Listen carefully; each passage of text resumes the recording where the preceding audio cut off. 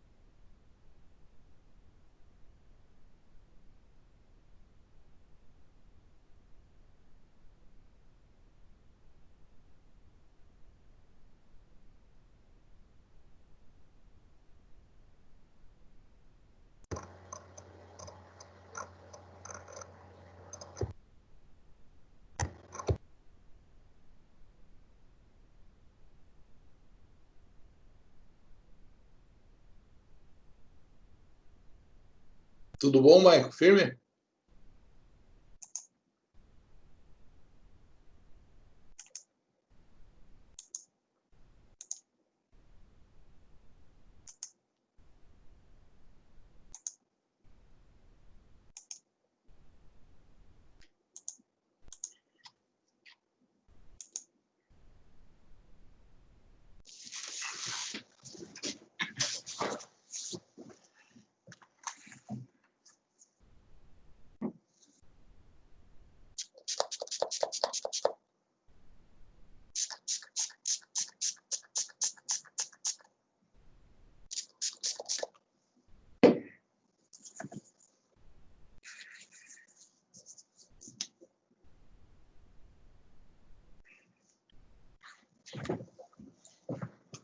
Pessoal, dá mais 5 minutinhos, beleza?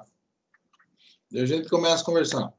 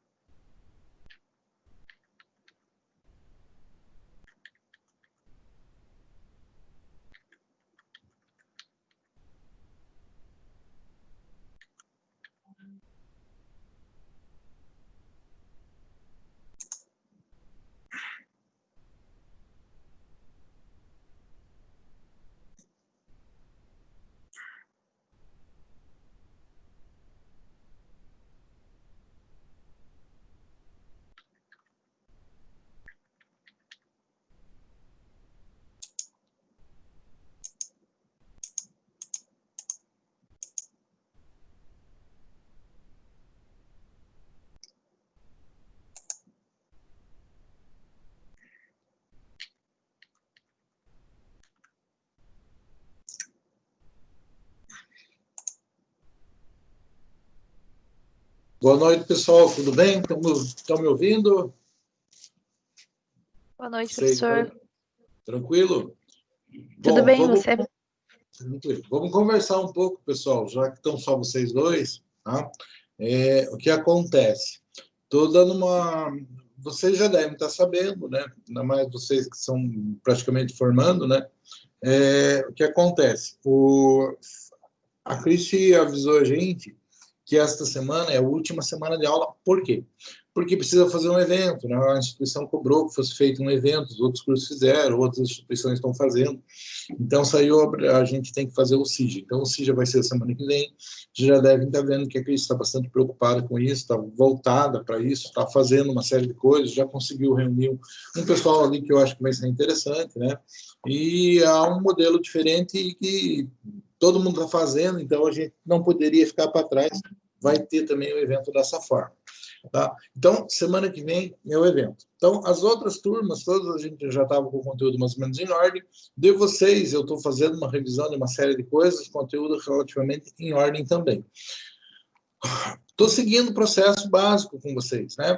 E para a turma de processo básico, processo de conhecimento, lá faltaram 2 temas, tá? Que seria 2 temas, não, faltou as provas em espécie, tá? Então eu dei a aula de hoje para eles e eu combinei que eu vou gravar provas em espécie, eu vou falar uma aula só falando da audiência e outra aula falando das outras provas. Não é uma coisa complicada, é bem simples, mas eu vou gravar e vou postar isso e vou mandar para eles. Vou fazer a mesma coisa com vocês, tá? Então eu vou deixar esse vídeo disponível lá no Ava, vou mandar também por link para vocês, para que vocês tenham um grupinho, inclusive da sala, né? Então daí eu disponibilizo para vocês lá, para fechar, se vocês tiverem curiosidade de ver e tal, porque vocês é uma disciplina diferente, né? Uma disciplina optativa, então vocês não, teoricamente, já são bacharéis nesse assunto, vocês não precisam disso para ter a formação de vocês. Tranquilo?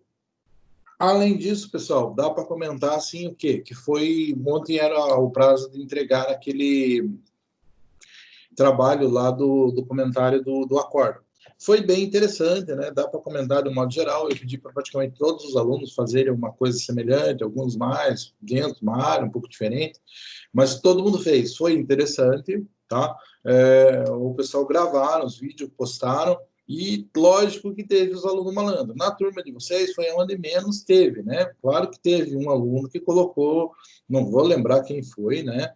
Mas colocou, não no vídeo, colocou uma professora lá que eu não conhecia, uma loirona bonita lá que fala de processo civil no YouTube, Renata, não sei das quantas, né? Que falando o tema dele, mas eu olhei, não conhecia a moça, fui olhar o nome, daí eu vi que não era ele, e daí se zerou nesta parte. Mas o resumo ele fez. Tá? Mas teve vídeos de todo jeito, teve gente que colocou vídeo do Renê, teve que, para mandar, o formulário era travado, né? Você só conseguia postar se você colocasse o link de alguma coisa ali. E alguns colocaram o link da própria atividade, teve um que colocou o link de um show do Guns, né? Teve um monte de coisas, assim, as mais variadas, os caras têm criatividade para fazer. Foi bem interessante. E os vídeos, assim, né? No de vocês, não, foi os mais normais, até, assim, tirando o que chama atenção, assim, por exemplo, a produção da Thaís para fazer o vídeo, né? Parecia que está indo para a night, né? Um monte de gente, assim, bem diferente.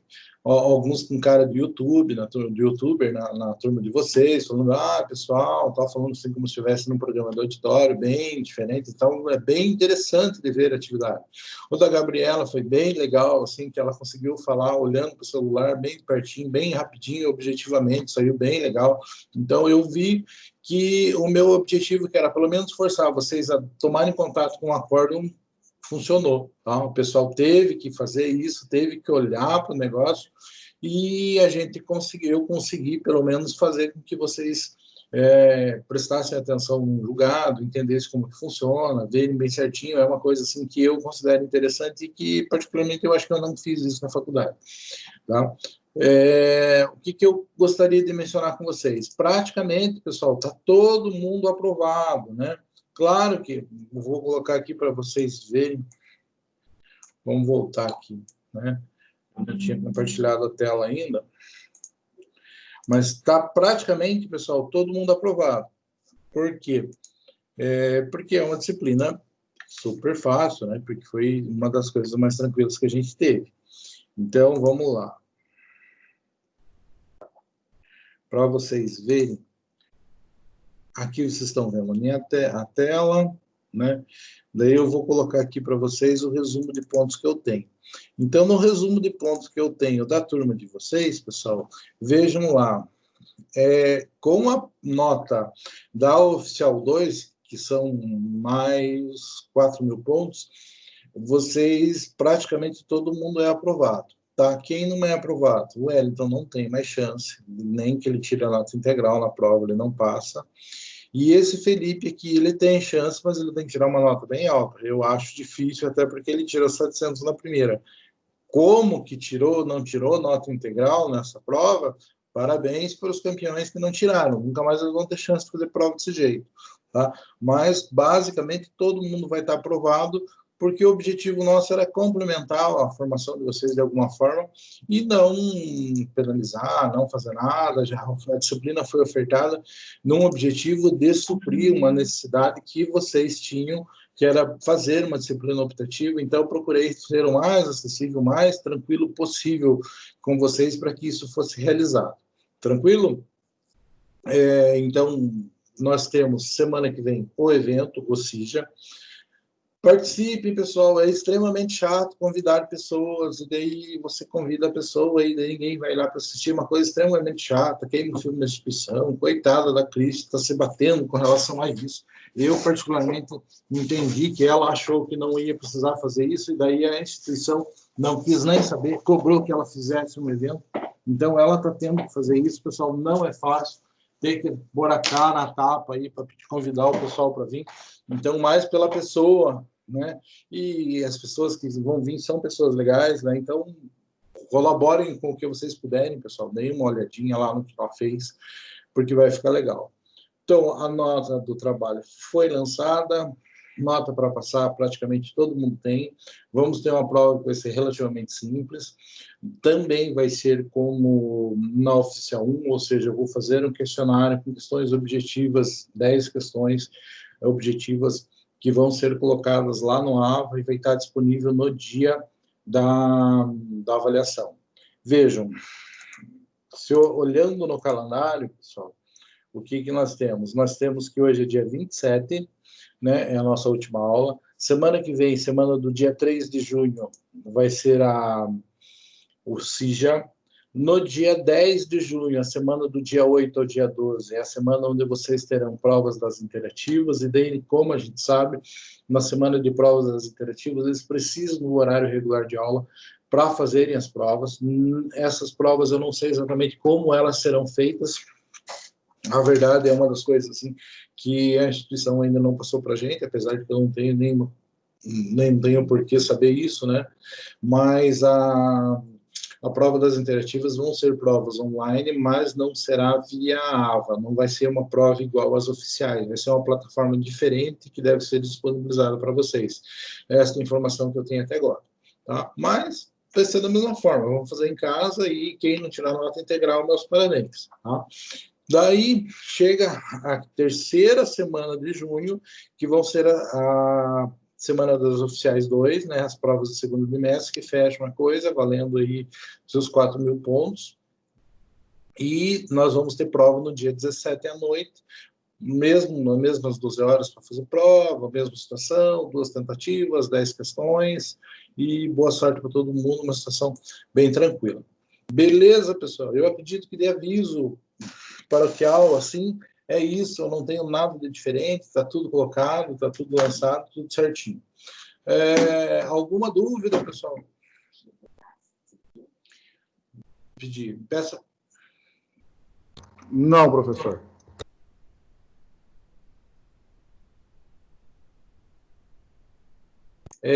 Tudo em ordem, tudo certo, podemos conversar, qual que é a dúvida, uma avaliação, assim, foi proveitoso o que a gente falou ou não? O que vocês estão fazendo, qual é a ideia de vocês? Bom, professor, posso falar por mim que estou estudando para a prova da OAB, né? Então muita coisa me ajudou a relembrar, né? A gente né? Pega algumas matérias lá do primeiro ano, né? Do primeiro semestre, primeiro, segundo semestre, enfim, a gente vem, né? E algumas coisas a gente acaba esquecendo até, porque eu não trabalho na área, então acaba esquecendo. Mas, enfim, para mim, né, foi de grande valia, porque como a gente está nessa pegada, eu estou nessa pegada de OAB, acredito que os demais amigos também, então facilitou para nós algumas coisas que estavam lá esquecidas ou aprendidas de formas diferentes, né? Então, para mim, foi de grande valia. Beleza. Bom, essa que é a ideia, pessoal, é tentar ajudar de alguma forma. Tá, então, eu, particularmente, falando de processo, o que é importante, pessoal, vocês entenderem hoje, tá? Inicial, seus requisitos e a contestação, como funciona, tá? Dentro disso, colocamos toda aquela ideia dos pressupostos processuais, condições da ação, vocês têm que saber isso na cabeça para poder montar uma defesa, para poder ter a sua argumentação fundada. Então, iniciar a contestação é básico, tá? Daí, aquela sistemática do julgamento conforme o estado do processo, do saneamento, do julgamento antecipado, né? Aquelas situações, é importante ter isso em mente, tá? Para saber como trabalha.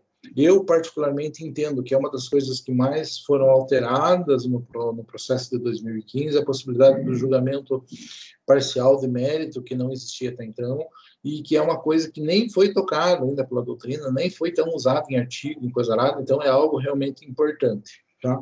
Daí vem, e a fase instrutória, mais importante é o que vocês viram, tá? As aulas que eu vou gravar e deixar para o pessoal ali são 2 aulinhas falando de provas em espécie e da audiência, como é que ela funciona, mas a gente fala tanto sobre isso, não tem nada de novo.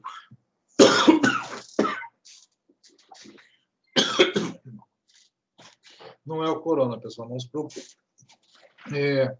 Agora, aquela parte do ônus da prova, da argumentação, da defesa, do que atrai o ônus para si ou não, aquilo é muito importante, não só para a prova, pessoal, mas para quem pretende advogar. A gente vê assim, que tem muito advogado que não domina isso e efetivamente passa vergonha no fórum, tá? Passa vergonha em salas de audiência, perante os advogados mais antigos, porque é uma coisa assim muito importante, faz total direito e o sujeito se vê numa situação assim extremamente fora, sem saber para onde corre, porque não conhece as regras básicas do direito processual. Daí eu dei este pulo, pessoal, para deixar as coisas que eu não acho interessante, para deixar gravado, que eram as provas em espécie, para falar um pouquinho da fase decisória. A fase decisória, pessoal, basicamente é uma coisa. Que coisa? A sentença. Tá?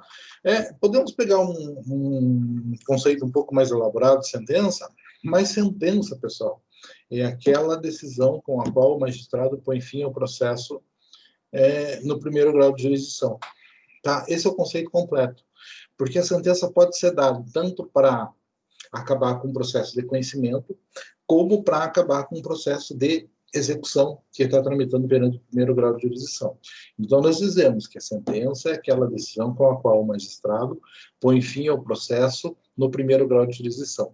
Normalmente, a gente está pensando assim, no processo, no primeiro grau de jurisdição, na fase de conhecimento. Mas como é utilizado o mesmo conceito, o mesmo nome para aquela decisão que acaba o processo de execução, nós dizemos que é aquilo que acaba o processo no primeiro grau de jurisdição.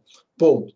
Por que é importante, pessoal, conhecer o conceito de sentença? Porque você tem que saber que o conceito de sentença para saber que o recurso que cabe de uma decisão que é uma sentença sempre será o recurso da apelação.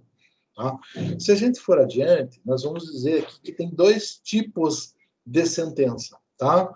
Esquecendo lá a execução, né, que é só por uma questão conceitual, que a gente usa a ideia de que a sentença também é o que põe fim no processo de execução, trazendo para o nosso dia a dia, que é o processo de conhecimento, para o nosso objeto de estudo, que é o processo de conhecimento, pessoal, nós vamos considerar que a sentença tem duas espécies básicas. A terminativa, que é aquela que só põe fim ao processo e não julga o mérito, né? Sim. E nós temos aquela decisão definitiva, que é aquela que efetivamente julga o que foi pedido na petição inicial. Não é a que julga procedente o processo, pode ser aquela que julga improcedente, pode ser uma série de decisões podem ser obtidas, mas eu preciso que ela julgue o mérito. O que é julgar o mérito, pessoal? É analisar a causa do pedir, a causa do pedido, tá? Então, se a causa do pedir é jurídica, é entrar naquele discussão jurídica. Se a causa do pedir é fática, é verificar se aqueles fatos realmente fundamentam o pedido que foi feito, ok? Então, as duas espécies de sentença. Definitiva, normalmente, é aquela sentença completa, que tem todos os requisitos que a gente vai ver à frente. E a decisão terminativa é aquela decisãozinha simples, que o juiz, às vezes, com uma linha, diz, não foi atendido o que foi pedido no despacho anterior e extingue o processo, pelas razões citadas. Tá? Então, às vezes, a decisão terminativa ela é de uma linha, mas ela é uma sentença porque ela põe fim ao processo naquela fase, tudo bem? Naquele grau de jurisdição. Então, e sendo uma sentença, sempre vai recair sobre ele o recurso de apelação. Então, tem que saber quando que é sentença, quando que é decisão interlocutória, para saber que o recurso que cabe ou é agravo ou é apelação. Tranquilo? O que mais? Requisitos, pessoal. Basicamente, como requisitos ou partes da sentença, nós temos 3 coisas. Que coisas são? Primeiro, relatório. Relatório é a historinha do processo. Tá? O jeito mais fácil de você tomar contato com um processo, pessoal, vejam as decisões que vocês tiveram, eram acórdãos, né? Mas daqueles acórdãos, basicamente é a mesma coisa, tem um relatório. O que é o relatório? É a história. Então, se você lê a sentença, se você lê o último acórdão, necessariamente alguém que teve imparcialidade no processo, que é o julgador, fez um relatório, fez a historinha do processo. Então, é uma forma fácil e rápida de você entender tudo que ocorreu no processo. E o magistrado tem que demonstrar que ele entendeu tudo que aconteceu no processo, que ele conhece a história do processo, e para isso ele faz o relatório, para que ele demonstre que ele também sabe disso. Ok? Então, relatório é a história do processo, tá? Resume a história. Motivação é o que fundamenta. Nós temos um direito constitucional de que todas as decisões dos processos administrativos e judiciais deverão ser devidamente fundamentadas. Então, a motivação, pessoal, é isso, tá? Motivou a decisão, ok?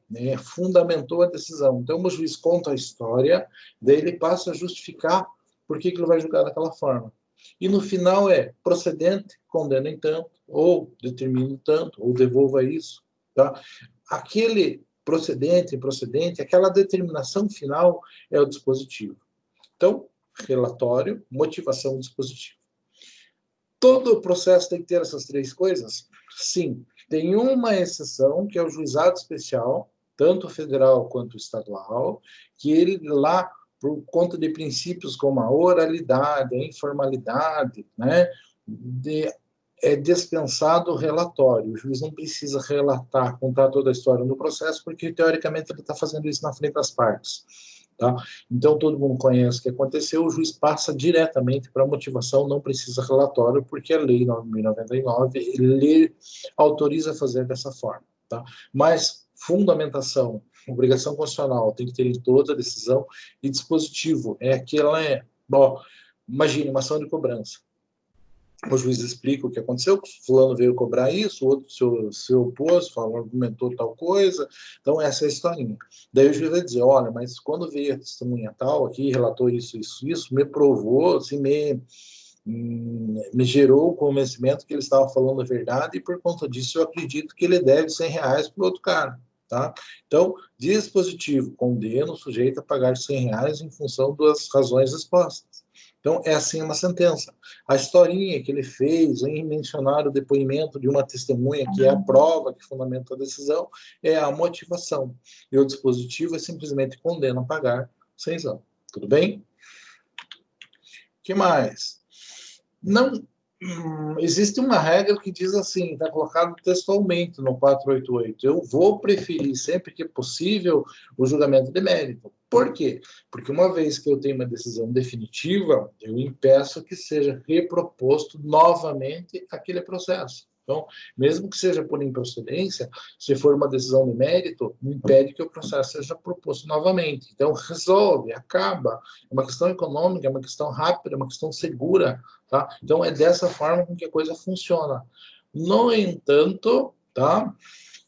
A gente vai vê que às vezes não tem como, né? Às vezes o processo tem que ser extinto mesmo, não tem como fazer, e se for extinto sem julgamento de mérito, possibilita que o processo seja novamente proposto. Tranquilo? Então, muitas histórias, muitas coisas podem ser colocadas com relação a isso, mas a ideia é que vamos aproveitar o processo o máximo que puder para chegar a uma decisão definitiva, uma decisão que realmente resolva o problema colocado pelo judiciário, dizendo que o pedido é procedente ou improcedente. Então, nós temos essa preferência, decisões definitivas, decisões que julgam o pedido formulado, que resolve efetivamente o problema levantado pelas partes. O que mais? Momento, pessoal. Nós vamos ver aqui que não existe um momento específico. Tem processo, como mencionam as hipóteses do 332 do Código de Processo Civil, que imediatamente, né, o réu é citado, o juiz pode prolatar a sentença. Tem alguns casos onde não precisa produzir provas. Você não precisa produzir provas porque aconteceu revelia ou porque é uma questão eminentemente de direito. O juiz pode dar a sentença na linha onde a gente fala no julgamento antecipado do processo. Tá? Existem situações onde vem contestação, mas a contestação só fala de direito, não fala de fato, não precisa prova, julgamento antecipado. E existem aqueles outros processos que vai ser no momento que a gente considera oportuno, mais comum, que é na fase decisória. Como assim? O processo, pessoal, ele tem fases. Fase postulatória, onde vem a parte autora postula, pede em juízo, e o réu também postula, pede em juízo que aquilo não seja aceito. Então, isso é fase postulatória, fase de pedido. Não sei qual a fase postulatória, a gente entra na fase de saneamento. Na fase de saneamento, o juiz corrige os vícios processuais existentes, fixa pontos controvertidos e defere meios de prova. Então, isso é fase de saneamento, sanear, tirar as irregularidades, deixar o processo redondinho. Tá? Tem sido essa fase, pessoal, que a gente entra na fase instrutória. Na fase instrutória, a gente vai ter audiência, instrução e julgamento, vai ouvir testemunhas, vai ouvir as partes, vai fazer perícia, vai juntar todas as provas que precisam ser produzidas no processo. Quando termina esta fase, pessoal, a gente entra na fase decisória, porque é a fase onde eu espero que o juiz decida o processo. É o momento em que o processo vai estar maduro, vai estar pronto, todos os argumentos foram lançados, foram contrapostos, todas as provas foi dada a oportunidade das partes produzirem. Então, ordinariamente, regularmente, o processo está pronto para julgamento apenas após a fase de instrução. Tá? Eventualmente, de início, nós temos uma decisão que se fundamenta em um outro julgado, numa súmula vinculante, que dá para o juiz julgar de início, que seria a possibilidade do 332. Onde tem revelia, julgamento antecipado. Onde é questão apenas de direito, julgamento antecipado. Tá? Então, posso fazer antes? Posso. É exceção à regra. Tá? A regra é que a sentença seja dada ao término da instrução processual. Inclusive, por que nós chamamos audiência de instrução e julgamento? Porque na audiência de instrução e julgamento devem ser colhidas as provas, primeiro o depoimento do autor, depois o depoimento do réu, depois as testemunhas do autor, depois as testemunhas do réu. Tá? Se tiver perito, antes de todo mundo vai ser ouvido o perito. Muito raramente você vai ter uma audiência onde o perito é ouvido. Tá? Perito normalmente é ouvido em processo criminal. Em processo civil é raríssimo o cara ser ouvido, mas pode ser ouvido? Pode, perfeitamente. Se o perito for ouvido na audiência de instrução e julgamento, quando que ele é ouvido, pessoal? Antes de todo mundo, antes inclusive do autor. Por quê? Porque ele é imparcial. O perito não é uma prova de uma das partes. O perito é uma pessoa nomeada pelo juiz de sua confiança. Então, como ele é imparcial, ele não pende para nenhum dos lados, ele é o primeiro a ser ouvido. Então, a ordem é perito, autor, réu. Testemunhas do autor, testemunhas do réu. Terminou essa sequência, né, dá para as partes que querem fazer alguma alegação, faz a alegação, dá alguns minutos para ele, alegam, se for o caso, e o juiz deveria, tá, neste momento, proferir a sentença. Tá? É aquela situação que ele vira para o lado e começa a ditar a sentença para o escrivão que está ali, e daí as partes sentam e ficam esperando. Eu já fiquei esperando 3 horas, pessoal, uma sentença dessa. Tá? E já fiquei esperando realmente dessa forma, sentado na sala de audiência, olhando de frente para o advogado da outra parte. Tá? E, inclusive, não sei se vocês já tiveram a oportunidade de presenciar isso, é uma coisa assim extremamente constrangedora, né? Porque alguém ganha e alguém perde. Né? Em alguns momentos você sai vitorioso, em alguns momentos não. Né? E é difícil conter a emoção, né? Conter o cliente que está ouvindo aquele negócio ali acontecendo e a gente não pode entrevista, não pode falar nada, o juiz simplesmente está proferindo a decisão. Então, a lei prevê que seja dessa forma. É legal que seja feito dessa forma? Particularmente, eu não gosto. A experiência que eu tenho com relação a isso é bastante negativa. Tá? Tem o lado bom, tem o lado ruim. Por que a lei prevê assim? Porque prevendo assim, fazendo dessa forma, o processo acaba mais rápido. Então, a grande vantagem do juiz que profere realmente a sentença no final da audiência de instrução e julgamento é que ele é rápido, ele é produtivo. Tá? Vamos pegar exemplos de Ponta Grossa. Tá? Quando eu comecei a advogar, antes disso, né, nós tínhamos aqui o doutor Nicolau. O Nicolau era assim, um cara muito honesto, muito justo, tá? Muito bom, e ele tinha o hábito. Qual hábito? Ele marcava uma audiência de instrução para a tarde e ele julgava aquele processo naquela tarde. Então, a experiência que eu digo para vocês, de eu ficar 3 horas vendo um juiz ditar uma sentença contrária ao meu cliente foi com o Nicolau. Tá? Então, é legal? Não, eu não gosto, mas não por conta disso. Tá? Então, primeira situação, é bom porque é rápido. Na sequência, pessoal, na própria vara civil, na primeira de Ponta Grossa aqui, veio o Luiz Henrique Miranda, e quando o Luiz Henrique Miranda assumiu na sequência do Nicolau, começou a fazer exatamente a mesma coisa que o Nicolau fazia. Por quê? Porque isso é uma fórmula de você mostrar serviço no tribunal, de você ter vários julgados, de ter várias sentenças, de você ter processos curtos. Isso demonstra a sua produtividade e isso é uma forma de ascensão para a carreira do magistrado. Tá? Então, quando o Nicolau assumiu a vara que estava na sequência quando o Luiz Henrique Miranda assumiu a vara que estava na sequência do Nicolau, começou a fazer da mesma forma, de modo que hoje estamos os dois trabalhando no tribunal, os dois são desembargadores, ok? Então, é bom por quê? Porque o processo anda, porque gera produtividade. O juiz que faz isso é um juiz que trabalha bastante. Com certeza tem que respeitar o juiz que faz isso, porque ele trabalha como um cavalo. Tá? Não é fácil manter esse ritmo de trabalho. Qual que é a outra possibilidade? A outra possibilidade é encerrou a audiência de instrução e julgamento, o juiz pega e manda o processo concluído para ele dar sentença. E daí vai com a sorte, né, pessoal? Às vezes o juiz faz capto, às vezes leva 2 meses, a lei leva 2 anos, né? E assim vai. Né? Claro que deveria ser o mais rápido possível. Por que eu digo para vocês, pessoal, eu gosto mais quando o juiz vai dar sentença do gabinete do que quando ele vai dar na audiência. Pelo simples fato, pessoal, que quando o juiz se prepara para dar audiência, a sentença em audiência, necessariamente ele estuda o processo. Tá? Então, ele pega o processo, ele vasculha todo o processo e ele já vai para a audiência com o processo meio julgado. Tá?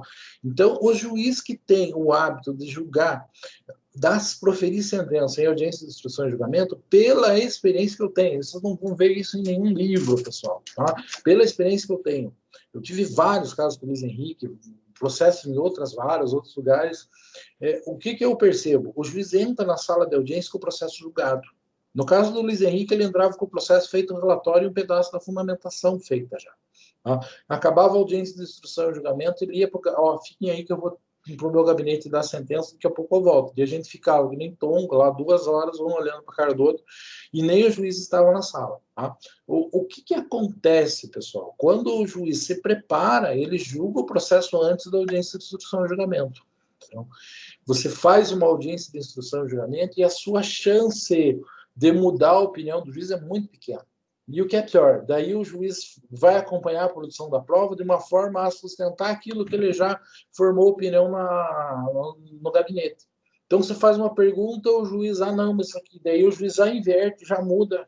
Então, você não tem mais uma instrução totalmente livre por conta dessas características que eu vi. Então, eu não gosto do juiz faça a sentença em audiência, porque ele estuda antes e ele já vem absolutamente tendencioso para a audiência de instrução e julgamento. E se você não tiver a sorte de ele estar convencido do seu lado, é terrível, assim, sabe? Dificulta, o contraditório não flui naturalmente, porque o juiz tenta, inconscientemente, ele vai levando o negócio para o entendimento que ele já tem, tá? Então, é uma experiência que eu tenho, mas isso é uma coisa bastante particular.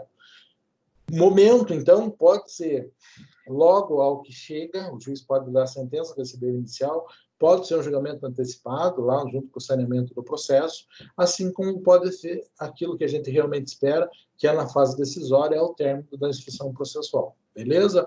O que a lei prevê é que ela seja proferida dentro da audiência de instrução e julgamento, com uma conclusão da audiência de instrução e julgamento.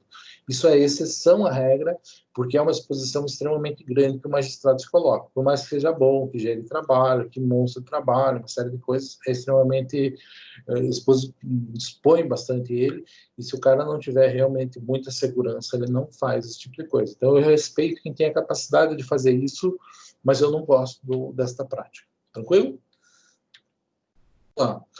Falei, com certeza, quando eu falei da sentença, que o pedido é a parte mais importante do processo. Quando eu falei da petição inicial, com certeza eu falei disso. O que eu falei da petição inicial? Que a petição inicial é a peça mais importante do processo, porque dentro da petição inicial está o pedido do autor. E o pedido do autor é o que traça o caminho por onde o magistrado pode passar. Então, o que não foi pedido não pode ser ganho, tá? Então, só vou poder ter julgado aquilo que foi objeto de um pedido. E nós vamos pegar, inclusive, a sentença e classificar as suas nulidades ou os seus defeitos de acordo com o que foi pedido. Então, se o juiz julga algo que não foi pedido, que está fora do pedido, nós dizemos que é uma sentença extra petita. Está fora.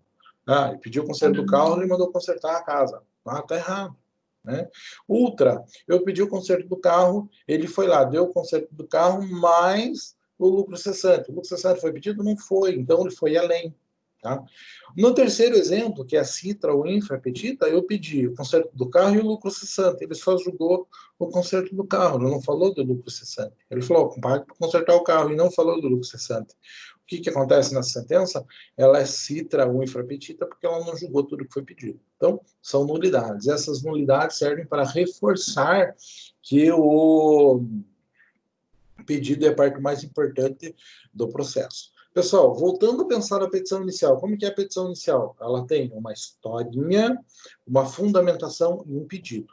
E nós dizemos que o pedido é a conclusão lógica daquilo, né? O pedido tem a característica dele ser concludente, tá? Então, é assim que se monta a petição inicial. Conta a história triste, fundamenta, né? E fundamenta juridicamente, de alguma forma, pega a lei, doutrina, dependendo da dificuldade do tema que você tenha, e pede alguma coisa que seja a conclusão lógica do que você narrou na peça, né? A gente faz a comparação com aquele quadrinho que vem atrás do gibi da Mônica, né? Que tem 3 quadrinhos, um é a história, o outro é a fundamentação, e no terceiro, se tiver tudo certo, você dá uma risada, né? E é assim a petição inicial. A sentença é a mesma coisa, pessoal. O juiz conta a história, faz o relatório, fundamenta a sua decisão e conclui, né, com um dispositivo que é a conclusão lógica daquilo que ele narrou. Tranquilo, pessoal? Então, tem que ser desta forma. E tem que ser 100% atrelado ao que foi pedido na petição inicial. A isso nós chamamos de princípio do dispositivo, tá? Tem que estar lá na sentença. O que inicia o processo judicial é o pedido formulado, tá? Possibilidade de correção. O 494 me dá 2 possibilidades, pessoal. Ele tem 2 regrinhas claras. Primeiro, após publicar a sentença, o juiz não pode mais mexer nela. Por quê? Daí a gente tem que pensar nas funções do magistrado. O magistrado tem 2 funções básicas, a função de administrador do processo, enquanto funcionário público, ele administra, e a função do julgador, que é quem realmente julga, analisa a causa do pedido. Tá? Então, tem essas 2 funções. Quando o processo está correndo, ele está acumulando as 2 funções. Quando ele dá a sentença, encerra a função dele de julgador e ele fica sendo só o funcionário público que administra o processo. Vai voltar a ser julgador quando o processo abrir novamente e entrar em fase de cumprimento de sentença. Tranquilo? Isso nós já falamos, isso nós já sabemos. Então, enquanto o cara é apenas administrador do processo, ele não pode mudar o processo, ele não pode mudar a decisão. Ele pode mudar a decisão enquanto ele é julgador. E quando ele dá a sentença, ele deixa de ser julgador e passa a ser apenas administrador. Tranquilo? Beleza? Isso? Temos que ter isso lógico na cabeça para entender a mecânica do processo. Então, nós dizemos que o 494 entende que, uma vez publicada a sentença, ela não pode ser alterada. No entanto, como o direito é a mãe das exceções, né, vamos pensar assim, tem 2 casos que justificam que possa ser alterado. Tá? Quando que vai justificar, publiquei a sentença e vejo que está errado, quando que eu posso alterar? Quando tem um erro, né? Quando houver necessidade de corrigir de ofício a requerimento da parte, inexatidão material, retificar erro de cálculo. Então, ele falou um troço que não tem nenhum sentido, uma coisa que está errada. Então, nesse caso, pode ir lá e pode corrigir. Fez uma conta, 2 mais 2 deu 5, errou o cálculo. Então isso ele pode corrigir. Eu peguei, esses tempos, eu peguei uma sentença, pessoal, de um divórcio, onde o juiz deu uma sentença divorciando o meu cliente da empresa, não sei das quantas. Como que o cara conseguiu colocar um erro tão absurdo, divulgar uma pessoa natural de uma pessoa jurídica, né, fazer o divórcio? Eu não sei como é que ele conseguiu colocar aquilo na sentença, tá? Porque você tem que, vamos pensar, né? Mesmo o estagiário mais burro que existe, né, ele tem conhecimento com relação a não fazer um troço desse. Então, foi um erro de copia e cola gravíssimo, tá? Nesta situação, o juiz olha lá, tá errado, é um erro material gravíssimo, vamos alterar e colocar o nome da ex-esposa corretamente e tal, aquela situação. Então, nessas situações, o juiz pode corrigir de ofício. No entanto, pessoal, a lei não fala exatamente quanto tempo é que ele pode fazer isso. Então, nós não temos uma regra específica com relação a quanto tempo depois o juiz pode fazer uma correção de um erro material, de um erro absurdo, constante da sentença, mas ele tem a possibilidade. O que a gente sabe é que o juiz não gosta de mexer em coisa que já foi feita há muito tempo, né? Porque é meio complicado, uma questão de segurança jurídica, uma série de pressupostos que a gente tem. Então, a gente pensa assim num prazo razoável, não muito grande, mas é possível. E segundo, quando é o posto embargos da declaração. Embargos da declaração é quando tem erro na declaração. O juiz falou uma coisa que eu não entendi. O juiz se contradisse, o juiz deixou de falar algo que precisava. Contradição, omissão ou obscuridade. Então, nessas situações, eu posso ir lá pedir um esclarecimento e ele arrumar a decisão dele. Tranquilo? Qualquer coisa, qualquer dúvida que vocês acham que é interessante, pessoal, comentem. Tá? Efeito da sentença, pessoal. Efeito da sentença, a gente tem efeitos grandes, né? Que se confundem com as naturezas da sentença. Então, sentença declaratória é aquela que declara um direito já existente. Então, o principal efeito dela é a declaração. Então, um uso capião. Eu adquiro a propriedade porque o juiz deu a sentença? Não, eu adquiro a propriedade porque eu preenchi os requisitos que estão no Código Civil. Posse, né, por um decurso de tempo X. A partir do momento que eu preenchi esses 2 requisitos, eu já sou dono. O juiz só vai permitir o registro disso por meio de uma decisão. Ok? Então, declaratório. Constitutivo, aquela que constitui uma realidade nova. Por exemplo, o divórcio. Eu sou casado, a partir da sentença de divórcio, constitui uma realidade nova. Tá? Outro exemplo, a declaração de falência. Não é declaração, né? A sentença, aquele ato primeiro, não é uma sentença, porque ela não está encerrando um processo, e nós somos bem claros com relação a essa conceituação. Então, não existe sentença declaratória de falência, porque ela não é uma sentença, é uma decisão interlocutória. Segunda coisa, não é uma declaração de falência, é uma constituição. Tá? Eu não declaro a falência, eu constituo uma execução concursal. Então, tem 2 termos errados nisso que se usa lá no direito empresarial e que se solidificou, que é muito comum falar no meio jurídico. Mas não existe sentença declaratória de falência, existe decisão interlocutória constitutiva de um processo falimentar. Tá? Tecnicamente falando, é isso: constituir uma nova situação jurídica. Condenação é reconhecer uma obrigação e condenar alguém a fazer alguma coisa. Mandamental é quando eu mando fazer algo, seria o caso de um mandato de segurança, mandar a autoridade fazer algo, ou uma obrigação de fazer, não fazer, que mistura um pouquinho de processo de conhecimento com processo de execução. né? E aquelas executivas lato sensu, que também misturam um processo de execução com um processo de conhecimento, que seria uma ação de despejo, tem que conhecer se realmente ocorreu aquela situação e fazer com que o sujeito saia do imóvel, tá? Mas são naturezas que também são efeitos. Nós dizemos que esses são os principais efeitos das sentenças, tá? O que mais? Especificidades. Posso ter uma sentença substituindo uma declaração involuntária? Sim, normal. Vai ser uma sentença declaratória. Exemplo, eu tinha um cliente que ele queria ir com os filhos para o Canadá. Tá? Ele tinha um processo de imigração para o Canadá, toda aquela situação. Era divorciado, tinha alguns filhos. Tinha uma situação muito boa para levar os filhos para lá. E, obviamente, que a ex-esposa não concordava de jeito nenhum, não dava autorização para isso. Então, a gente teve que entrar com processo judicial para suprir a autorização da mãe para que os filhos pudessem ir com ele para o Canadá. Tá? Um exemplo. Tá? Existe sentença condicional, pessoal? Não. Sentença tem que ser certa. 492 deixa bem claro. Toda sentença tem que ser certa. Eu não posso condicionar uma decisão do processo a nada futuro. Tá? E é muito comum falar isso em capítulos de sentença. Né? Imagine aquele caso da reclamatória trabalhista. O cara faz uma historinha de meia folha e pede 3 páginas de pedido. Quando não pede 5 ou 6. Tá? Daí, cada um dos pedidos, o juiz cria um tópicozinho e justifica, horas extras. Vai fazer um capítulo, a sentença vai falar daquilo. Então, é comum isso? Sim, é muito comum.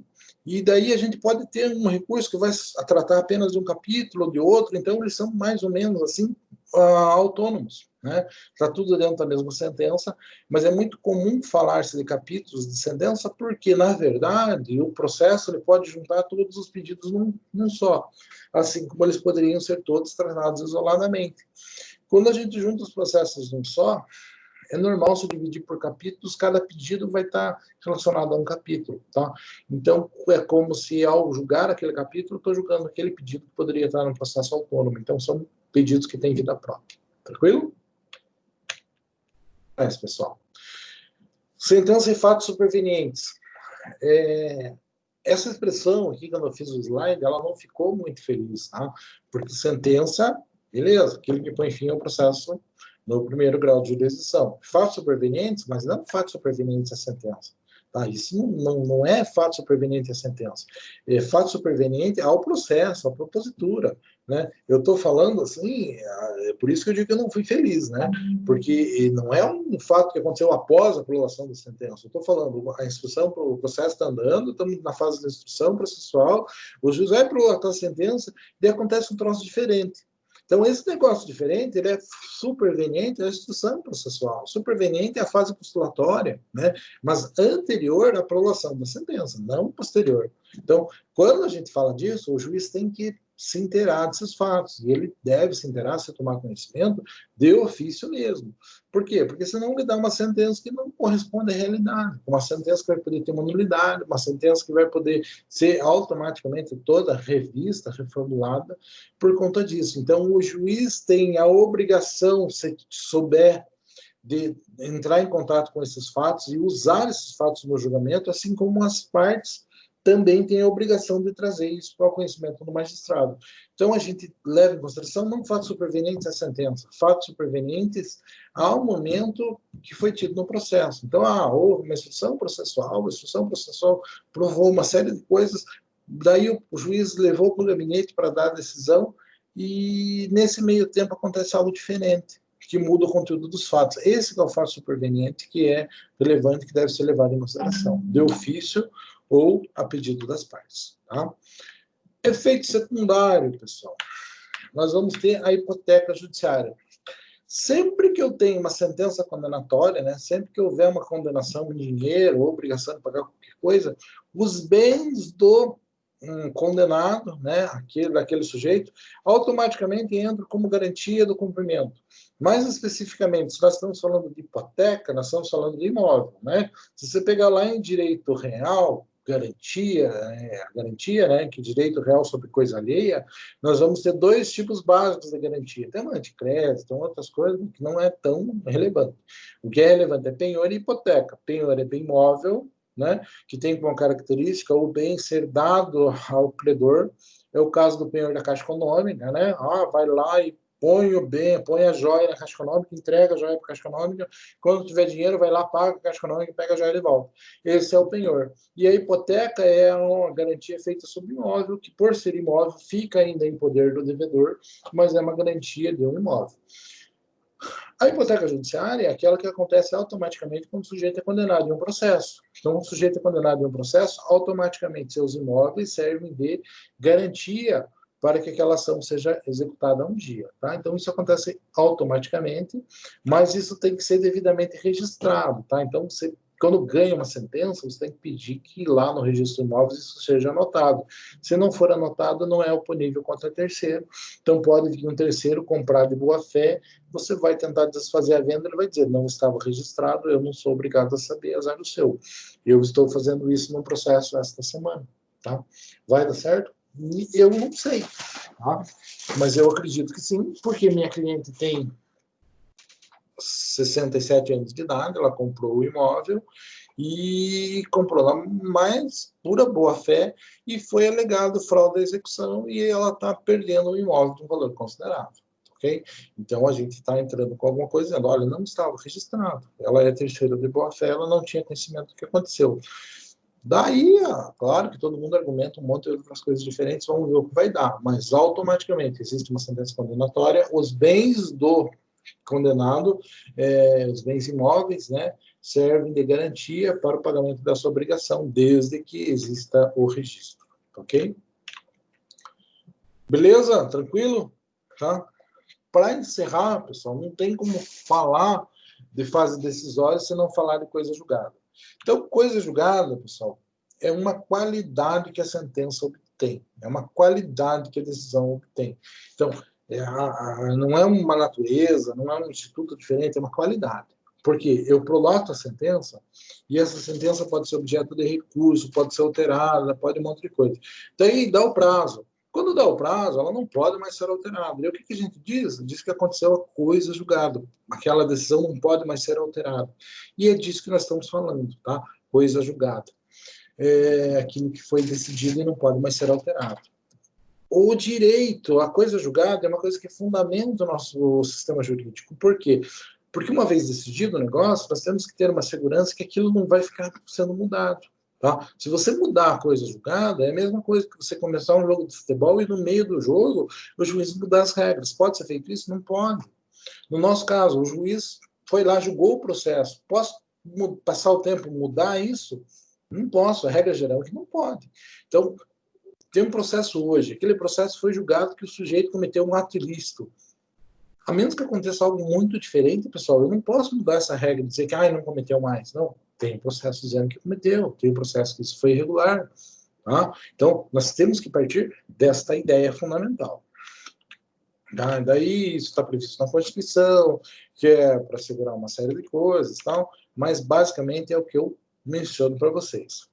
Não é efeito, é qualidade, né? Então não é porque depois de um momento ela tem um efeito, não, ela tem uma qualidade que ela adquire com o tempo, tá?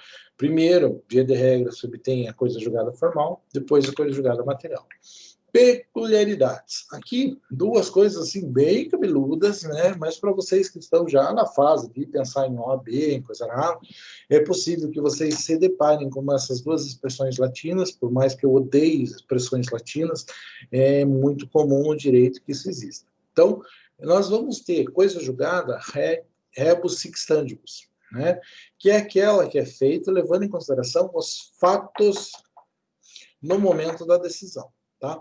Coisa julgada rebus sic stantibus é aquela que, se mudou os fatos, se mudou o que fundamenta a decisão pode ser revista. Rebus sic stantibus é a coisa julgada num processo de alimentos. Por quê? Porque hoje eu vou lá e julgo alimentos, chega ao final do processo e eu digo que o cara tem que pagar um salário mínimo para a criança.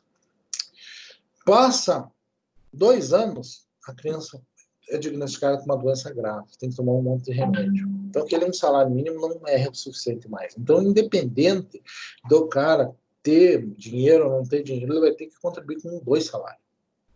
Tá? Porque mudou a condição.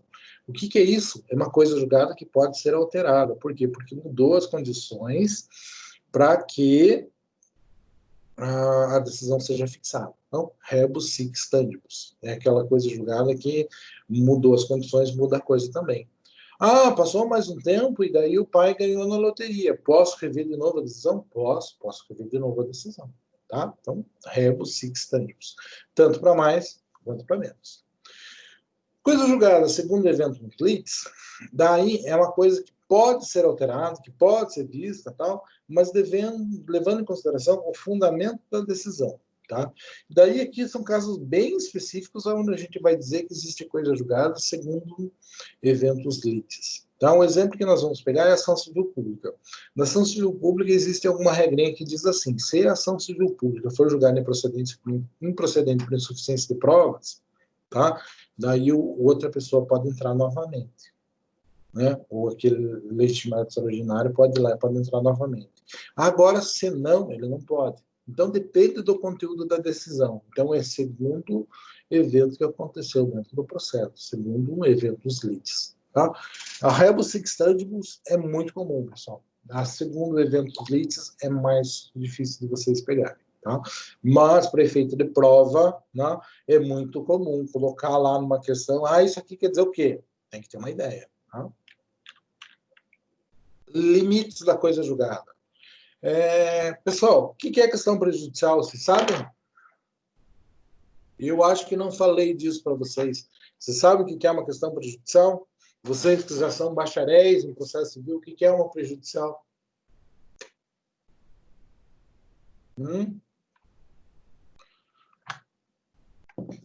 Se não vão falar, vamos partir do básico, tá? Então é assim, prejudicial, nós temos que ver aquilo que prejudica, aquilo que atrapalha o julgamento do mérito, tá? Quando o juiz tem um processo, o que ele tem que julgar? Ele tem que julgar o que está na petição inicial, tá? O que foi pedido.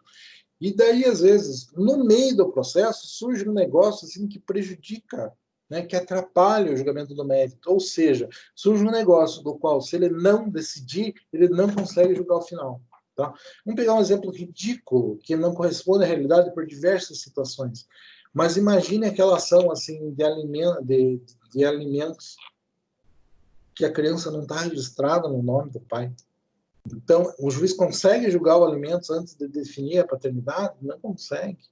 Então, nós vamos dizer assim, antes de julgar o mérito, ele tem que analisar o prejudicial que é a paternidade. O sujeito é pai ou não é pai? Tá? Isso é a prejudicial, é aquilo que atrapalha o mérito, aquilo que impede que o mérito seja julgado. Antigamente nós tínhamos uma sistemática toda diferente de tratar com questões prejudiciais. Veio o Código de 2015 e ele deu algumas facilidades, tá? Por exemplo, pegar um caso prático real que eu tive. Eu advogava com um sujeito que tinha prestado uma fiança, tá? E o afiançado não pagou a obrigação, logicamente, né? Daí ele foi executado. Estavam pegando uma chácara dele em função da dívida que ele tinha prestado fiança. Daí foi lá, fez a defesa, tal, outra coisa estava quase indo por água abaixo, e daí a gente descobriu que no contrato de fiança, eu analisando o processo, descobri que no contrato de fiança a esposa dele não tinha assinado. O contrato de fiança necessariamente tem que ser assinado pelo cônjuge, tem que ter outorga uxória. Se não tem, o contrato é nulo. Então, o que acontece? Para mim não pagar, eu levantei um argumento no meio dizendo assim, olha, esse contrato que estão querendo me cobrar aí é nulo. Tá? O que é isso? Isso é uma prejudicial de mérito. Para o juiz analisar se é devido ou não é devido, ele tem que analisar se o contrato é válido ou não é válido. Tá? Então, esta é uma questão prejudicial. Beleza. Do que nós estamos falando? Estamos falando de coisa julgada, estamos falando de questão prejudicial. O juiz poderia, né, julgar o processo dizendo assim, olha, não é devido porque o contrato que estão cobrando do cliente do EDI é nulo porque não tem assinatura da mulher dele. Tá? Isso fica onde na sentença, na fundamentação, dispositivo, improcedente, não pode cobrar o cliente do EDI. Mas o que acontece? E o cara vai lá, entra com outra ação de cobrança com base no mesmo contrato, faz tudo de novo. Aquilo que está na fundamentação faz coisa julgada? Não faz. Tá? Então ele pode entrar cobrando de novo. O que eu posso fazer? Eu posso fazer um pedido assim, olha, aquela decisão que você vai tomar lá, que o contrato é nulo, eu quero que seja julgada por sentença, quero que faça coisa julgada. O que é isso? Pegar essa decisão que diz o contrato, que não foi assinado pela esposa, é nulo. trazer isso para o dispositivo da sentença. Se eu trago isso para o dispositivo da sentença, isso passa a fazer coisa julgada. Tudo bem? No Código de 2015, o juiz pode atribuir força de coisa julgada a todas as questões prejudiciais tomadas no decorrer do processo. Tá? Inclusive, isso não precisa ser pedido pela parte, mas eu não acredito, nunca vi. Tá? Eu, se for advogado, eu vou pedir. Tá? Que seja tratado por sentença, que conste do dispositivo e, por consequência, faça a coisa julgada, esta questão prejudicial resolvida no trâmite do processo. Pessoal, sempre ser bem sincero com vocês, esta questão das prejudiciais, sempre eu levava uma aula inteirinha presencial, escrevendo no quadro, desenhando, dando vários exemplos. Então, se vocês não têm isso na cabeça, pessoal, eu me proponho a sentar um dia e falar só sobre isso, a gente fazer assim, sem pensar com disciplina, sem pensar com nada, porque é uma coisa diferente e é difícil de entender se você não tiver uma boa noção do que a gente está tratando. Mas vamos considerar que vocês já são bacharéis no assunto e que vocês entenderam. Mas, por favor, eu tenho total vontade de ajudá-los a compreender isso muito bem. Tranquilo? Vejam lá. Eficácia preclusiva. Logicamente, a sentença tem uma eficácia preclusiva. Foi dada sentença daquilo, saiu uma decisão de mérito, tem a coisa julgada impede que aquilo seja rediscutido. Então, é eficaz e preclui o direito de argumentar com relação àquilo. Tá? A justiça da decisão, não interessa. Né? Nós trabalhamos com direito, não com justiça. Tá? Justiça não tem nada a ver, justiça é uma questão poética. Né? Tem um livrinho do Kelsen, assim, que é o problema da justiça. E o Kelsen vai te explicar, se você for ler, que para cada tipo de sociedade existe um tipo de justiça. De modo que o que é justo para um não é justo para outro, e a justiça é uma utopia que não pode ser alcançada. Tá? Então, nós partimos dessa ideia. Nós trabalhamos com direito positivo vigente, e não com justiça. Se a decisão é justa ou não é justa, nós não podemos fazer nada. Tá? Todo mundo aqui pode imaginar um caso, né, de uma decisão que não parece ser justa, mas é legal. E, infelizmente, nós somos legalistas e não justiceiros. Tranquilo? Limites objetivos. Os limites objetivos da sentença, da coisa julgada, são colocados lá no pedido, na petição inicial. Se for além daquilo, nós somos extra, ultra ou citra petita. Tudo bem? Legitimidade extraordinária. Teoricamente, aquele sujeito que vem representar alguém extraordinário, o sindicato que vai representando uma classe de trabalhadores, o direito é dos trabalhadores, mas o sindicato tem o poder de representar esses caras. Isso nós chamamos de legitimidade extraordinária. Existem regras específicas, teoricamente ele não é alcançado pela mesma força da coisa julgada, tá? Então, sempre que eu tiver um legitimado extraordinário, eu tenho que lembrar que ele não está atuando em nome dele, está atuando em nome de um terceiro.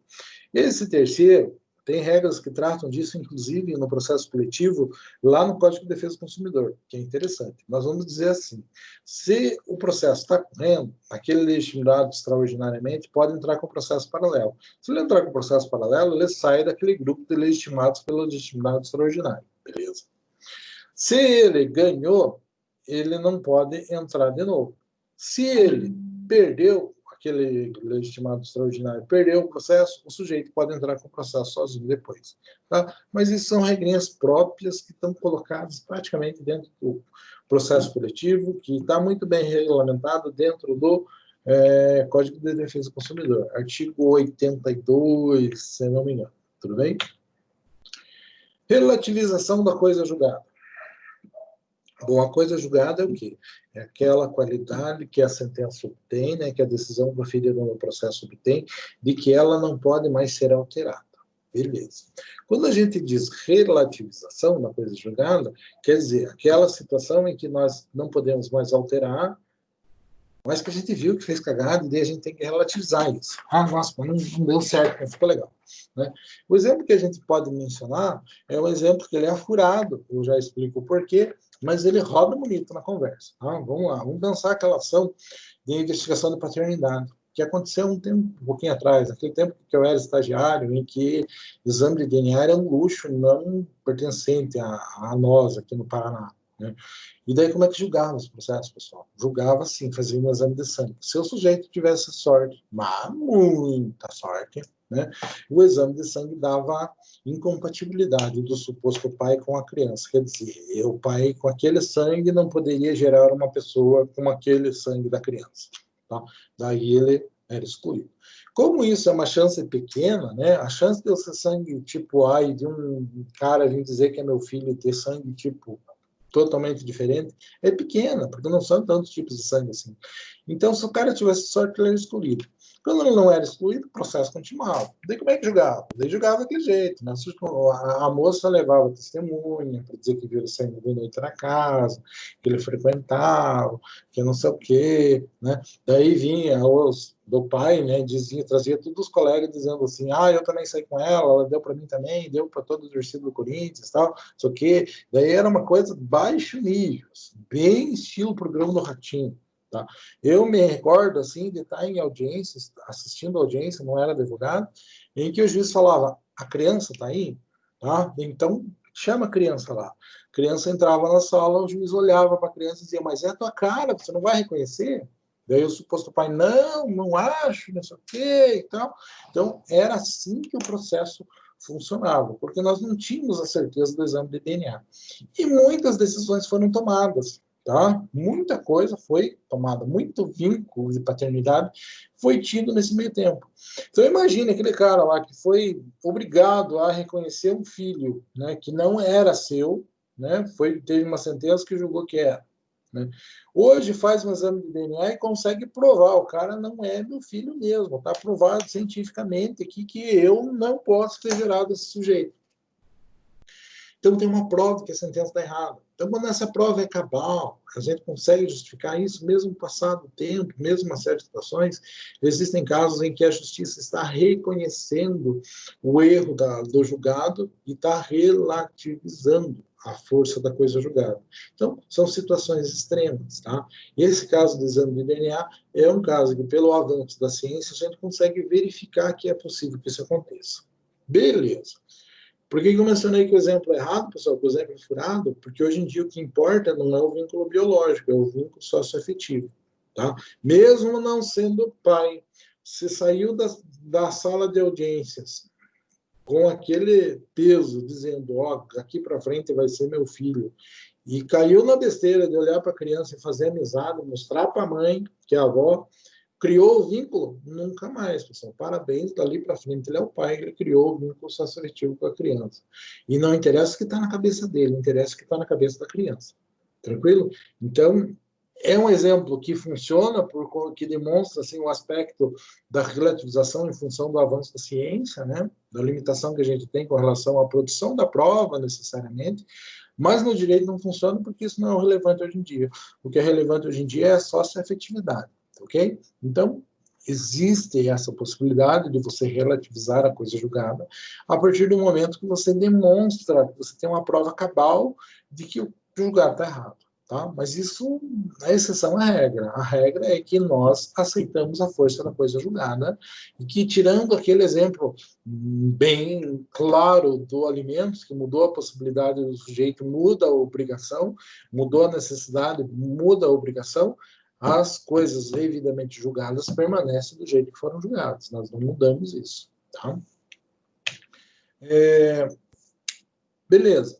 Como que eu afasto a coisa julgada, pessoal? Então, por meio da ação rescisória. A ação rescisória, eu vou declarar uma nulidade, né, absoluta, nulidade relativa eu tenho prazo para alegar, nulidade absoluta eu não tenho prazo para alegar, mas mesmo falando de nulidade absoluta, elas podem ser alegadas dentro de um prazo de 2 anos após o trânsito julgado, após a obtenção da coisa julgada, numa ação que vai tramitá-la no 2º grau de jurisdição desde o começo, que é a ação rescisória.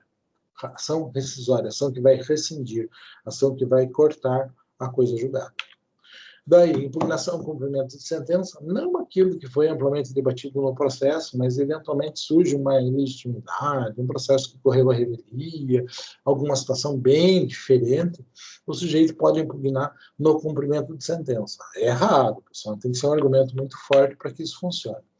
E quando nós temos assim aquelas ações declaratórias de ineficácia, que elas não têm prazo, elas não se submetem nem ao que está previsto numa ação rescisória. Pessoal, o que é uma ação ineficaz? Tá? Uma ação ineficaz é aquela ação que não teve os pressupostos de eficácia, o pressuposto de constituição válido presentes. Então, não foi perante um juiz, não foi perante uma jurisdição, não houve citação, não houve parte, tá? Os pressupostos processuais de constituição do processo não estão presentes. Se não estão presentes os pressupostos processuais de constituição do processo, quer dizer, não houve processo. Se não houve processo, eu não posso pensar em um prazo de 2 anos após o trânsito julgado, porque ele nunca existiu de fato. Então é um processo efetivamente ineficaz. Então, onde não houve uma citação, o processo não se constituiu. Se não se constituiu o processo, eu não tenho prazo para alegar isso. Posso alegar a qualquer tempo. Mas isso é uma conversa legal para se ter especificamente só com relação a isso também. Formas, pessoal. 2 formas que nós temos e aqui a gente termina a nossa conversa. Coisa julgada formal. Quando eu penso em coisa julgada que impede a rediscussão da matéria dentro daquele processo, porque chegou ao fim do prazo, tá? E coisa julgada material é aquela uma que impede que seja rediscutido dentro do processo e impede também que seja proposta qualquer outra ação para rediscutir a mesma coisa. Ou seja, eu tenho uma decisão terminativa que não julgou mérito, extinguiu o processo. Chega um dia, esse dia normalmente 15 dias depois da aprovação da sentença, que existe coisa julgada. Que tipo de coisa julgada? Formal, porque dentro daquele processo a coisa não pode ser revista mais. Mas como foi sem julgamento de mérito, eu posso fazer um processo novo e entrar com o processo. Então, rediscuto tudo novamente. Então, decisões terminativas só fazem coisa julgada formal. Decisões definitivas fazem primeiro coisa julgada formal, depois coisa julgada material. Tranquilo, pessoal? Basicamente é isso. A ideia era tentar fazer uma coisa útil, tentar não trazer tanta novidade que talvez não fosse útil, assim, tanto as ações diferentes que talvez não fosse útil, e sim fazer uma revisão do processo, porque pode ajudar nessa fase de vocês aí. Espero ter ajudado, tá? Efetivamente, hoje é a última aula, né? Porque a gente tem, como foi falado no começo, SIJA, avaliações interativas, e daí na outra semana a gente vai ter a nossa prova na quarta-feira. Tranquilo, pessoal? Beleza? Qualquer dúvida, vou estudar processo, vou estudar direito civil, estou com alguma dúvida, não sei como é que interpretar isso, o Edi falou isso na aula, foi muito rápido, eu fiquei com dúvida. Estou completamente à disposição, pessoal, e estou com tempo para sentar, explicar para vocês, falar, tentar. Se eu não souber, vou ter curiosidade de ir atrás, pesquisar para eles responder. Tranquilo, pessoal? Beleza? Beleza, professor. Obrigado. A nossa prova ficou dia 17, né? Vamos rever aqui no calendário, só para ver bem certinho. Então, dia 3 é o SIJA, dia 10 é interativa, a prova de vocês é dia 17. Vai ser daquela forma, tá? Eu vou colocar para começar a prova às 7 horas, vai 12 horas de prova e tem 2 tentativas, tá? Realmente, quem não tirar os 4.000 pontos nessa prova, parabéns, tá? Não vou fazer nada de difícil.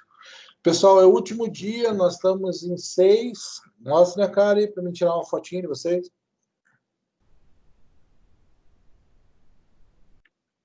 Professor, impossível. Estamos de pijama, prof. Ai, que não.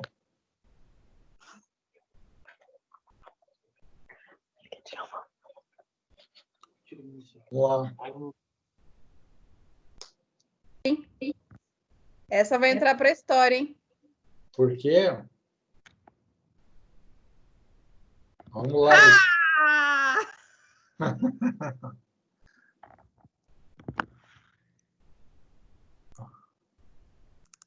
Pessoal, os vídeos foram muito engraçados. De vocês, nem tanto.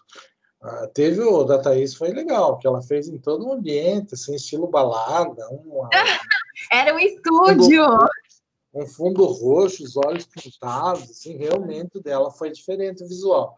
Mas teve cada aluno, teve aluno que fez na frente da praia, veio aquele evento, assim, você não conseguia escutar, umas coisas bem engraçadas. Assim. Meu Deus, tinha efeito especial? Nem sabia. Teve aluno que fez de máscara, teve aluno que fez olhando para baixo, assim, sabe? Teve coisas assim que você rola de rir. E teve alguns que colocaram fundo musical, é muito interessante assim, de ver isso. Bom, moçada, vamos lá. Eu não tirei foto ainda, que eu estou esperando vocês. Cadê a mulher da touca lá? Vamos lá.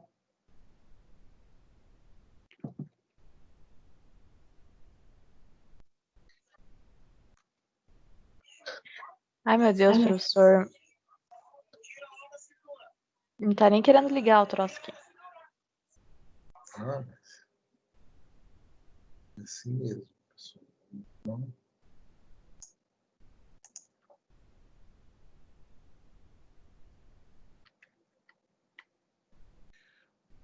mas é isso, tranquilo, pessoal? Estamos liberados, então? Sou livre de vocês, tá? Qualquer coisa que vocês precisarem, que acharem que eu posso ajudar, pessoal, então, como advogado, tenho experiência de um tempo já, como professor, fiquem totalmente à vontade, vai ser um prazer, ok? Em tempos normais, vocês me encontram até com facilidade lá no NPJ, para a gente trocar uma ideia, se for o caso. Ok, pessoal? Mas fiquem totalmente livres, me procurar onde quiserem, tá? Tá bem. Obrigada, professor. Então, beleza, é isso, moçada. Fiquem à vontade. Tá todo mundo dispensado. Valeu, prof. Tchau, professor. Boa noite. Tchau, tchau. Boa noite. Tchau.